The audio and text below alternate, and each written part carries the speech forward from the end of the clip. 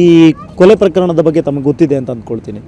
ರೇಣುಕಾಸ್ವಾಮಿಯ ಕೊಲೆ ಪ್ರಕರಣ ಅದನ್ನೆಲ್ಲ ನೋಡಿದ್ದೀರಾ. ಅದನ್ನೆಲ್ಲ ನೋಡಿದಾಗ ಇದರಲ್ಲಿ ಪವಿತ್ರ ಗೌಡ ಅವರ ಇನ್ವಾಲ್ವ್ಮೆಂಟ್ ಇದೆ ಅಂತ ನಿಮ್ಗೆ ಅನ್ಸುತ್ತೆ? ಯಾಕಂದರೆ ಪವಿತ್ರ ಗೌಡ ಅವ್ರನ್ನ 6 ವರ್ಷ ತುಂಬ ಹತ್ತಿರದಿಂದ ನೋಡಿದ್ರಿ ನೀವು. ಇನ್ವಾಲ್ವ್ಮೆಂಟ್ ಅಂತ ನಾನು ಹೇಳಲ್ಲ. ಇದು ಎಲ್ಲರಿಗೂ ಒಂದೇ ಮಾತು ನಾನು ಹೇಳ್ತಾ ಇರೋದು ಏನಂದರೆ, ಇದು ಆಕ್ಸಿಡೆಂಟಲ್ಲಾಗೆ ಆಗಿರೋ ಇನ್ಸಿಡೆಂಟ್ ಇದು. ನಾನು ಮಾಡಲೇಬೇಕು ಅಂತ ಇಲ್ಲ, ಇದು ವಿಷಯ ಇದು ಆಕ್ಸಿಡೆಂಟಲ್ಲಾಗಿ ಆಗಿಬಿಟ್ಟೈತೆ. ಅದು ನೋಡೋಣ ಏನು ಕೋರ್ಟ್ ಏನು ತೀರ್ಮಾನ ತಗೊಳ್ತಾ ನೋಡೋಣ. ಬಟ್ ನನ್ನ ಪ್ರಕಾರ ಪವಿತ್ರ ಅವ್ರದ್ದು ಇನ್ವಾಲ್ವ್ಮೆಂಟ್ ಇದರಲ್ಲಿ ಜಾಸ್ತಿ ಏನೂ ಇಲ್ಲ. ಅವ್ರು ಕೇವಲ ಮಾಡಿಬಿಟ್ಟಿದ್ದಾರೆ.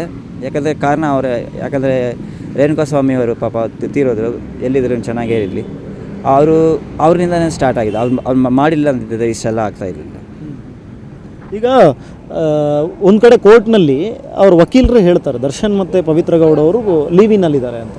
ನೀವು ನೋಡಿದ್ರೆ ಹಿಂಗೆ ಹೇಳ್ತಾ ಇದ್ದೀರಾ, ಅಂದರೆ ನಾವು ಇನ್ನೂ ಕೂಡ ಅವ್ರ ಮೇಲೆ ಪ್ರೀತಿ ಇದೆ, ಬಂದರೆ ಆಕ್ಸೆಪ್ಟ್ ಮಾಡ್ತೀನಿ ಅನ್ನೋ ಮಾತುಗಳನ್ನು ತಾವು ಹೇಳ್ತಾ ಇದ್ದೀರಾ. ಹೇಗೆ ಇದು ಒಪ್ಕೋತೀರಾ ನೀವು ಬಂದರೆ? ಹೌದು ಸರ್, ಯಾಕಂದರೆ ನನ್ನ ಕಣ್ಣಿಂದ ನಾನು ನೋಡಿಲ್ಲ. ಸುಮಾರು ಜನ ಹೇಳ್ತಾರೆ, ಅವ್ರಿಗೆ ನಾನು ಬಾಯಿ ಮುಚ್ಚೋಕ್ಕಾಗಲ್ಲ. ಅವ್ರು ಹೇಳೋದು ಹೇಳಲಿ, ಬಟ್ ನಾನು ನೋಡಿಲ್ಲಲ್ವ. ನಾನು ಕಣ್ಣಲ್ಲಿ ನೋಡಿದ್ದಿದ್ರೆ. ಅಂದರೆ ಈಗ ಕೋರ್ಟ್ನಲ್ಲೇ ಅವರ ಪರ ವಕೀಲರು ಹೇಳಿದ್ದಾರೆ ಲಿವಿನಲ್ಲಿದ್ದಾರೆ ಅಂತ. ನಾನು ಕೇಳಿಲ್ಲ ಸರ್, ನನಗೆ ಗೊತ್ತಿಲ್ಲ ಇದ್ರ ಬಗ್ಗೆ. ಕೋರ್ಟ್ ಸ್ಟೇಟ್ಮೆಂಟ್ ಬಗ್ಗೆ ಗೊತ್ತಿಲ್ಲ.